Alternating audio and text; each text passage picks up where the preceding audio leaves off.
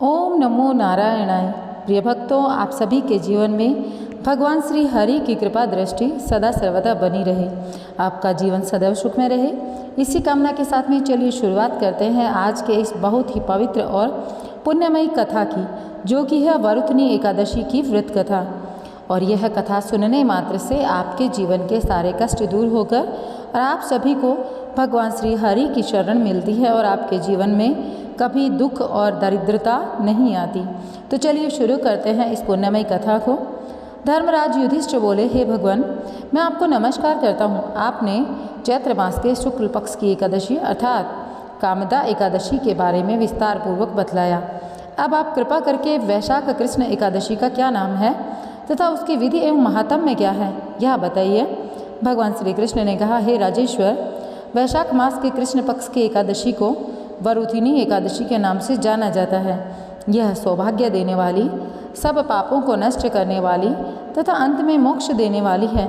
इसकी महात्म्य कथा आपसे कहता हूँ। प्राचीन काल में नर्मदा नदी के तट पर मांधाता नामक राजा राज्य करते थे। वह अत्यंत दानशील तथा तपस्वी थे। एक दिन जब वह जंगल में तपस्या कर रहे थे, तभी न जाने कहाँ से एक जंगली भालू आया और राजा का पैर चबाने लगा।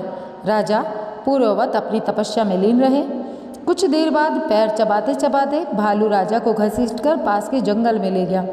राजा बहुत घबराए, मगर तापस धर्म अनुकूल उन्होंने क्रोध और हिंसा न करके भगवान विष्णु से प्रार्थना की। करुण भाव से भगवान विष्णु को पुकारा। उनकी पुकार सुनकर भगवान श्री हरि विष्णु प्रकट हुए। उन्होंने चक्र से भालू को मार डाला। राजा का पैर भालू पहले ही खा चुका था। इससे राजा बहुत ही शोकाकुल हुए। उन्हें दुखी देखकर भगवान विष्णु बोले, हे वत्स, शोक मत करो। तुम मथुरा जाओ और वरुथिनी एकादशी का व्रत रखकर मेरी वराह अवतार मूर्ति की पूजा करो। उसके प्रभाव से पुनः सुदृढ़ अंगों वाले हो जाओगे। इस भालू ने तुम्हें जो काटा है, यह तुम्हारे पूर्व जन्म का अपराध था। भगवान की आज्ञा मानकर राजा मांधाता ने मथुरा जाकर श्रद्धापूर्वक वरुथिनी एकादशी का व्रत किया। इसके प्रभाव से राजा शीघ्र ही पुनः सुंदर और संपूर्ण अंगों वाला हो गया।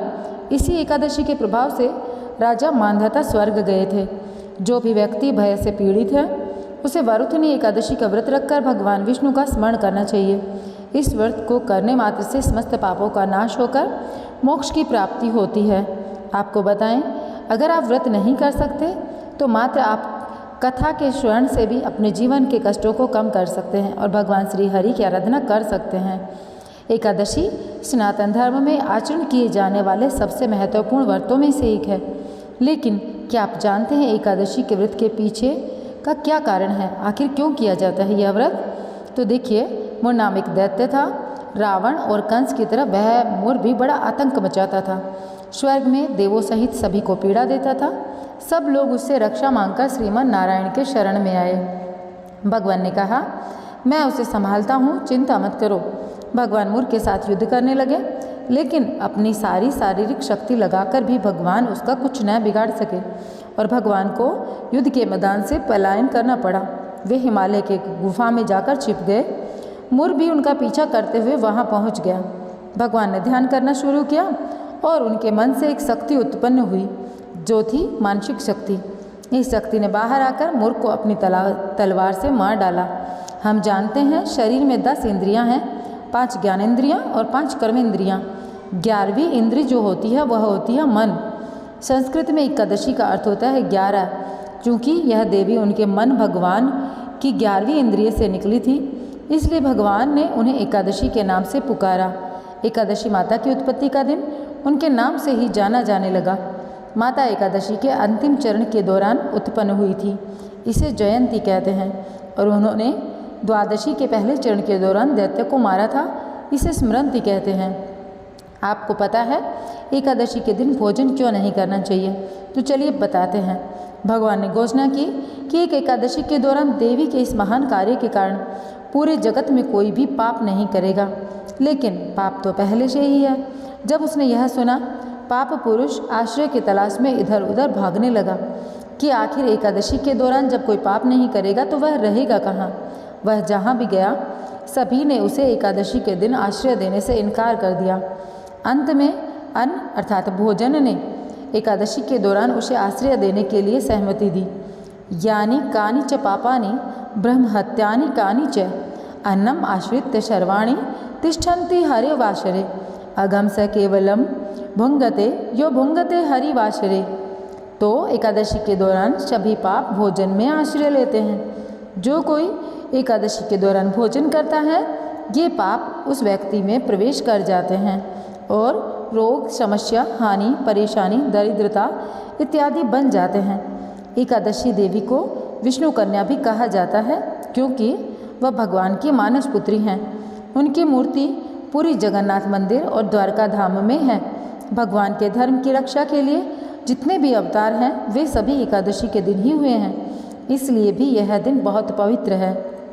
देखिए, गालव मुनि का भद्रशील नामक एक पुत्र था। भद्रशील ने छोटी उम्र से ही एकादशी व्रत का पालन करना शुरू कर दिया।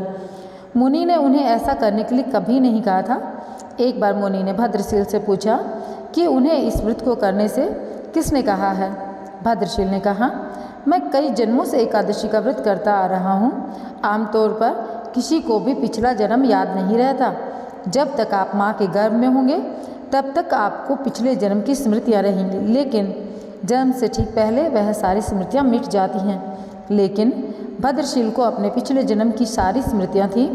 यह एकादशी व्रत की ही शक्ति थी जिसका वे पालन करते थे। वे एक पूर्व जन्म में धर्मकीर्ति नामक राजा थे। धर्मकीर्ति बहुत क्रूर था, उसे कोई पसंद नहीं करता था। ऐसा कोई पाप नहीं था जो उसने नहीं किया हो। एक बार अपने सैनिकों के साथ वह शिकार पर गया। उसने एक हिरण को देखा और अपने सैनिकों को उस हिरण के चारों ओर से घेरने के लिए कहा। राजा ने कहा कि जो भी हिरण को भागने देगा उसका पूरा परिवार मार डाला जाएगा। हिरण ने जब यह सुना तो सोचा, बेचारे सैनिक, मैं उनमें से किसी को भी कुछ होने नहीं दूंगा। हिरण राजा के पास से निकल गया और राजा ने हिरण का पीछा किया। सूर्यास्त होते होते राजा एक घने जंगल के अंदर फंस गया। हिरण कहीं दिखाई नहीं दे रहा था। राजा ने एक पेड़ के नीचे रात बिताई। उसने दिन भर में कुछ भी नहीं खाया था। उसके चारों ओर से खतरनाक जानवरों के गुर्राने की आवाज़ें सुनाई दे रही थी, तो वह सो नहीं सका। राजा ने डर से श्री हरि परमात्मा से प्रार्थना करना शुरू कर दिया। फिर सुबह होते ही उस राजा की मृत्यु हो गई। यमदूत आए उसे यमराज के पास ले जाने के लिए। यमराज ने पूछा, तुम लोग इन्हें यहाँ क्यों लाए हो? इनका स्थान बैकुंठ में भगवान श्री हरि के बगल में है। दूतों ने कहा, लेकिन राजन, यह तो महापापी है। फिर यमराज जी ने कहा, नहीं, वह सब चला गया, अब ये पवित्र है। जिस दिन इसकी मृत्यु हुई वह एकादशी का दिन था। उन्होंने दिन भर उपवास किया, रात में जागते हुए श्री हरि का स्मरण भी किया, जिससे इनके सारे पाप दूर हो गए और ये पवित्र हो गए। यमराज ने स्वयं एक स्वर्ण रथ बुलवाया और राजा को बैकुंठ धाम में भेज दिया। जब लोगों को इस बारे में पृथ्वी पर पता चला तो वे सभी एकादशी का पालन करने के लिए और अधिक उत्साहित हो गए। तो ऐसा है एकादशी माता का यह बहुत ही पुण्यमयी व्रत। तो प्रिय भक्तों, यहाँ पर हमने एकादशी की जो कथाएं थी वो सुनी। जब भी आप एकादशी माता की कथा करते हैं एकादशी के दिन, तब विष्णु चालीसा का पाठ अवश्य करें। विष्णु चालीसा का पाठ करने से आपकी एकादशी की जो कथा है वह भी संपूर्ण होती है। तो चलिए भगवान श्री विष्णु की यह विष्णु चालीसा हम सुनते हैं और पढ़ते हैं। प्रेम पूर्वक सुनिएगा और प्रेम पूर्वक ही आप इस बात को दोहराइएगा। तो चलो शुरू करते हैं। विष्णु सुनिए विनय सेवक की चितलाय, कीरत कुछ करूं करण वर्णन, दीजय ज्ञान बताए। नमो विष्णु भगवन खरारी, कष्ट नशावन अखिल बिहारी। प्रबल जगत में शक्ति तुम्हारी, त्रिभुवन फैली रही उजियारी।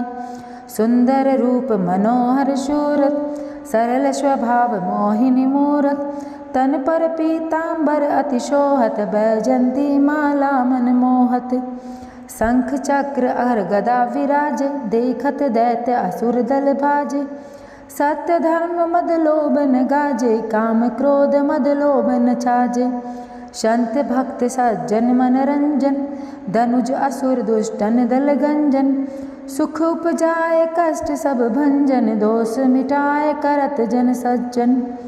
पाप काट भव सिंधु उतारण, कष्ट नाश कर भक्त उबारण। करत अनेक रूप प्रभु धारण, केवल आप भक्ति के कारण। धरणी धेनु बन तुम ही पुकारा, तब तुम रूप राम का धारा। भार उतार असुर दल मारा, रावण आदिक को संहारा। आप वराह रूप बनाया, हरणाक्ष को मार गिराया। धर्म तस्य तन सिंधु बनाया, 14 रतन को निगलाया। अमिलख असुरन द्वंद्व मचाया, रूप मोहिनी आप दिखाया। देवन को अमृत पान कराया, असुरन को छविषे बहलाया। कूर्म रूप धर सिंधु मझाया, मदरांचल गिरि तुरत उठाया। शंकर का तुम फंद छुड़ाया, भस्मासुर को रूप दिखाया। वेदन को जब असुर डुबाया, कर प्रबंध उन्हें ढूंढवाया। मोहित बन कर खलहि नचाया, उस ही करके भस्म कराया। असुर जलंधर अति बलदाई, शंकर से उनकी न लड़ाई। हार पार शिव शकल बनाई, कीन सती से छल खल जाई। सुमिरन कीन तुम्हें शिवरानी, बतलाई सब विपत कहानी। तब तुम बने मुनीश्वर ज्ञानी, वृंदा की सब सुरति भुलानी। देखत 3 धनुज शैतानी, वृंदा आय तुम्हें लपटानी। होश स्पर्श धर्म क्षतिमानी, हना असुर उर शिव शैतानी। तुमने ध्रुव प्रहलाद उबारे, हिरणाकुश आदिक खल मारे। गणिका और अजामिल तारे, बहुत भक्त भव सिंधु उतारे। हरहु सकल संताप हमारे, कृपा करऊँ हरि सिरजनहारे। देखऊँ मैं निज दर्श तुम्हारे, दीन बंधु भक्तन हितकारे। चहत आपका सेवक दर्शन, करहु दया अपनी मधुसूदन। जानू नहीं योग्य जप पूजन, होय यज्ञ स्तुति अनुमोदन। शील दया संतोष सुलक्षण, विदित नहीं वृत बोध विलक्षण। करहु आपका किस विधि पूजन, कुमति विलोक होत दुख भीषण।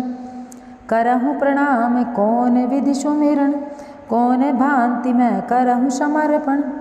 सुर मुनि करत सदा सेवकाई, हर्षित रहत परम गति पाई। दीन दुखिन पर सदा सहाय, निज जन जान लेव अपनाई। पाप दोष संताप नशाओ, भव बंधन से मुक्त कराओ। सुख संपत्ति ते सुख उपजाओ, निज चरणन का दास बनाओ। निगम सदा ये विनय सुनावे, पढ़े सुने सो जन सुख पावे। जय बोलो नारायण भगवान की जय हो। तो प्रिय भक्तों, यहाँ पर हमने श्री विष्णु जी की जो चालीसा है वह सुनी। अब मैं आप लोगों से कहना चाहूँगी कि मैं मिलूँगी आप लोगों से एक नए वीडियो के साथ में। भगवान श्री हरि आपके जीवन में सदैव मंगल करें, आपका जीवन किसी दुख और दरिद्रता में ना बीते। इसी कामना के साथ में मिलती हूँ एक नए वीडियो के साथ। वीडियो को लाइक करके, चैनल को सब्सक्राइब करके कमेंट बॉक्स में लिखिएगा ओम नमो नारायणाय। और हाँ, अपने सगे संबंधियों में शेयर अवश्य कीजिएगा। जय श्री राधे कृष्णा।